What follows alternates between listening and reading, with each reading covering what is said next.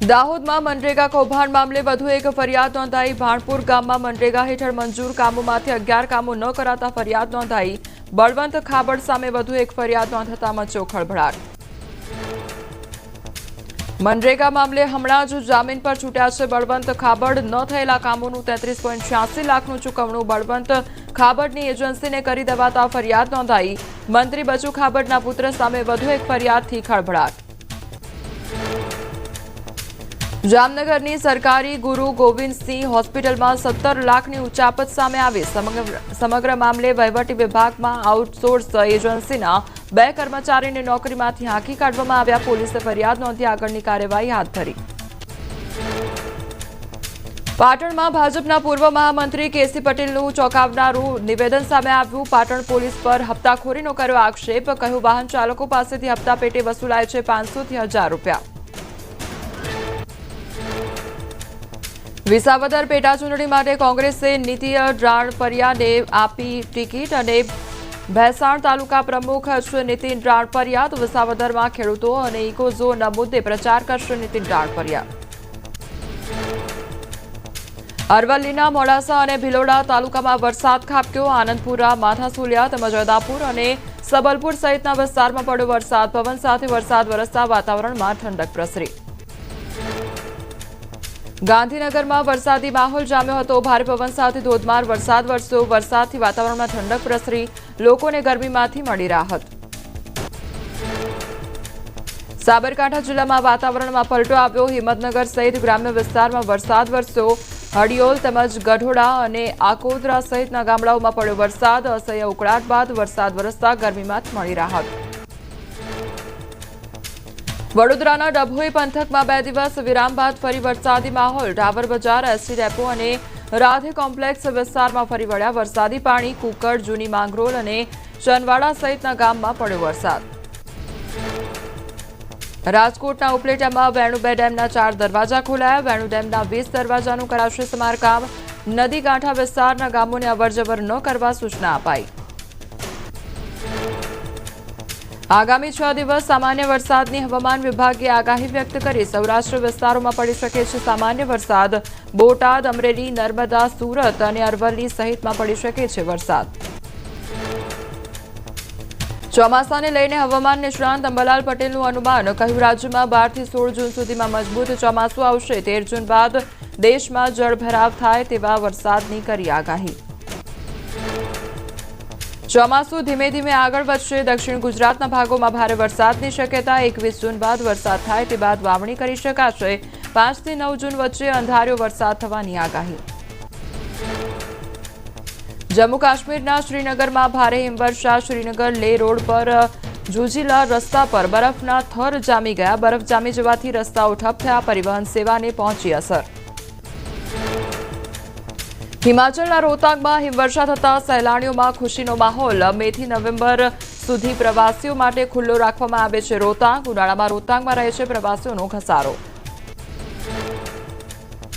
હિમાચલ પ્રદેશના ચંબામાં બરફવર્ષાથી જનજીવન ખોરવાયું। પાંગી વિસ્તારને જિલ્લા મુખ્યાલય સાથે જોડતો રસ્તો લપસણો હોવાથી તંત્રએ વાહન ચાલકોને સાવચેતી રાખવા કરી અપીલ। 30 નવેમ્બરથી મહિના સુધી હિમવર્ષાને લઈને બંધ કરાયો હતો રસ્તો।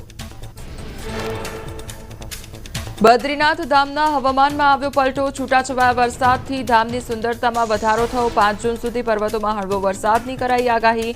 બદ્રીનાથ ધામના ઊંચા શિખરો પર વરસાદની સાથે સાથે હિમવર્ષા પણ થઈ।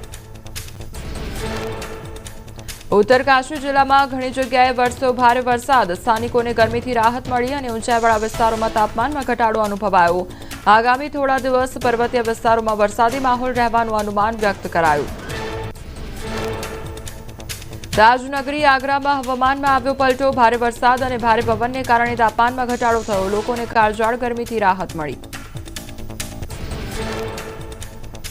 ચમોલી જિલ્લામાં હવામાનમાં પલટો। બદ્રીનાથ ધામ અને હેમકુંડ સાહિબની યાત્રાઓ વચ્ચે હવામાન વિભાગે 5 જૂન સુધી છૂટાછવાયા વરસાદની કરી આગાહી। જૂનના બીજા અઠવાડિયા સુધીમાં પહાડોમાં ચોમાસાનું આગમન થવાની પણ શક્યતા વ્યક્ત કરાઈ। મણિપુરના ઇમ્ફાલના પૂર્વ વિસ્તારમાં પૂરનો પ્રકોપ। ચેકોન વિસ્તારમાં સતત 3 દિવસથી ભારે વરસાદ થતા કાંઠા વિસ્તારમાં માથા સુધી પાણી પહોંચ્યા। અનેક લોકોનું કરાયું રેસ્ક્યુ। મણિપુરમાં છેલ્લા 2 દિવસથી ભારે વરસાદથી પૂરની સ્થિતિ. નદીમાં ભારે પૂરથી અનેક વિસ્તારમાં પાણી ઘૂસ્યા. મેડિકલ સાયન્સીસ હોસ્પિટલ પાણીમાં ડૂબી જતા તાત્કાલિક સારવાર પર પ્રશ્નો ઉઠ્યા.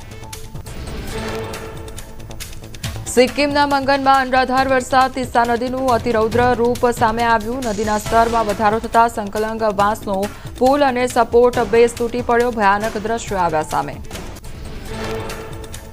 સિક્કિમમાં તીસ્તા નદીના અતિ ભયાનક રૂપને કારણે ભૂસ્ખલનની ચેતવણી. આસપાસના વિસ્તારના લોકોને કરાયા એલર્ટ. ગભરાવાની જરૂર નહીં, પરંતુ સતર્ક રહેવાની ગંગટોકના જિલ્લા મેજિસ્ટ્રેટે કરી અપીલ. આસામથી મણિપુર સુધી ભારે વરસાદથી પૂરની પરિસ્થિતિ. ભૂસ્ખલન અને નદીઓમાં પૂરને કારણે પહાડી રાજ્યોમાં સ્થિતિ ગંભીર બની. થોડા દિવસ પહેલા જ IMDએ કરી હતી આગાહી. સતત 16મી વખત આગાહી સાચી ઠરી. સિક્કિમમાં ભૂસ્ખલનથી પરિવહન ઠપ. લાચન અને લાચુંગ વિસ્તારમાં 1500થી વધુ પ્રવાસીઓ ફસાયા. ઉત્તર સિક્કિમમાં 500થી વધુ પ્રવાસીઓ ફસાયા હોવાની મળી માહિતી. નદીઓના વધતા જળસ્તરથી પરિસ્થિતિ બની ગંભીર. સિક્કિમના મંગન જિલ્લામાં વરસાદે મચાવી તબાહી. તીસ્તા નદીમાં પ્રવાસીઓનું વાહન પડી જવાથી એક વ્યક્તિનું નિપજ્યું મોત. અકસ્માતમાં 2 પ્રવાસી ઘાયલ થયા અને 8 પ્રવાસીઓ થયા લાપતા. ત્રિપુરાનું અગરતલા શહેર બેટમાં ફેરવાયું. શહેરના કેટલાક ભાગોમાં પાણી ભરાઈ ગયા. રસ્તાઓ પાણીમાં ગરકાવ થતા જનજીવન અસરગ્રસ્ત થયું. આસામના શિવસાગરમાં અનરાધાર વરસાદ બાદ પાણી. બ્રહ્મપુત્ર નદીના વધતા જળસ્તરને લીધે સ્વિચ ગેટ તૂટી પડતા અનેક વિસ્તાર જળમગ્ન થયા. સ્થાનિકોએ કહ્યું હજુ પણ ભારે પૂરની સ્થિતિ સર્જાઈ શકે.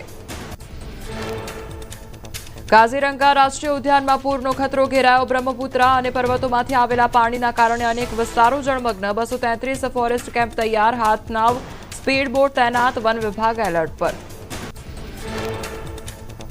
આસામના જોરહાટમાં બ્રહ્મપુત્ર નદીના જળસ્તરમાં વધારો. ભારે પૂરને કારણે બોટ સેવાઓ બંધ. અનેક વિસ્તારો જળમગ્ન થતા પરિવહન સેવા થઈ ઠપ. 15 જેટલા ગામો થયા સંપર્ક વિહોણા. આસામમાં બ્રહ્મપુત્ર નદીના રૌદ્ર રૂપથી અનેક વિસ્તાર પાણીમાં ગરકાવ. દિબ્રુગઢમાં બ્રહ્મપુત્ર નદીએ ખતરાના નિશાનને વટાવી દીધું. નીચાણવાળા વિસ્તારમાં અનેક ઘરો પાણીમાં ગરકાવ. આસામના મહાનગરમાં પાણીમાં ફસાયો જંગલી હાથી. અને સાતગાંવના પૂર્વ રણનગર વિસ્તારમાં પૂરનું પાણી ફરી વળતા હાથી ફસાયો. આહારની શોધમાં શહેરમાં ઘૂસેલું હાથી હવે દિશા ગુમાવી બેઠો. આસામના ઢેકિયાજુલીમાં અતિભારે વરસાદે મચાવી તબાહી. નદીના અતિરૌદ્ર રૂપને કારણે ગરજુલી પુલ તૂટી ગયો. વાહન વ્યવહાર સંપૂર્ણપણે બંધ કરી દેવામાં આવ્યો. અનેક વિસ્તારમાં પાણી ભરાતા સ્થાનિકોને ભારે હાલાકી. આસામના કરીમગંજમાં ભારે વરસાદે તબાહી મચાવી. અનેક વિસ્તાર પાણીમાં ગરકાવ થયા. નીચાણવાળા વિસ્તારમાં વસવાટ કરતા 300 પરિવારોને અસર. હજુ પણ ભારે વરસાદની આગાહી. આસામના ગોહપુરમાં ભારે વરસાદે તબાહી મચાવી. નદીમાં ભારે પૂરને કારણે અનેક વિસ્તારે જળ સમાધિ લીધી. અનેક મકાનો અને વૃક્ષોનું ધોવાણ. સ્થાનિકોએ કહ્યું ચાના બગીચામાં મોટા પાયે નુકસાન. આસામના લાલુકમાં ભારે વરસાદથી ભયંકર પૂરની સ્થિતિ. અનેક વિસ્તાર પાણીમાં ગરકાવ. સ્થાનિક નેતાએ પૂર પીડિત વિસ્તારની મુલાકાત લીધી. અસરગ્રસ્ત વિસ્તારના લોકોનું કરાયું સ્થળાંતર. આસામમાં ભારે વરસાદથી ટ્રેન અને માર્ગ પરિવહન સેવા ખોરવાઈ. અને પાટા પરથી પાણી વહેવાને કારણે અનેક ટ્રેન રદ કરવી પડી. રાજ્યમાં પૂરથી 15થી વધુ જિલ્લાઓમાં 78,000થી વધુ લોકો પ્રભાવિત થયા. મેઘાલયથી આવતા પાણીના કારણે સ્થિતિ વધુ વણસી. આસામમાં કપિલા નદીનું અતિરૌદ્ર રૂપ. નીચાણવાળા વિસ્તારોમાં નદીના પાણી ઘરમાં ઘૂસ્યા. અનેક રસ્તા ધોવાયા. નદીમાં ભયાનક પૂરની સ્થિતિથી સ્થાનિક લોકોમાં ભયનો માહોલ. આસામના ગુવાહાટીમાં નીચાણવાળા વિસ્તારોમાં SDRFએ કરી રેસ્ક્યુ કામગીરી. ભૂસ્ખલનમાં 3ના મોત. લખીમપુર સહિત ઘણા વિસ્તારમાં પૂરની સ્થિતિ સર્જાઈ. અસરગ્રસ્ત લોકોને રાહત અને બચાવ સહાય પૂરી પાડવાની તંત્ર દ્વારા હાથ ધરાઈ કામગીરી.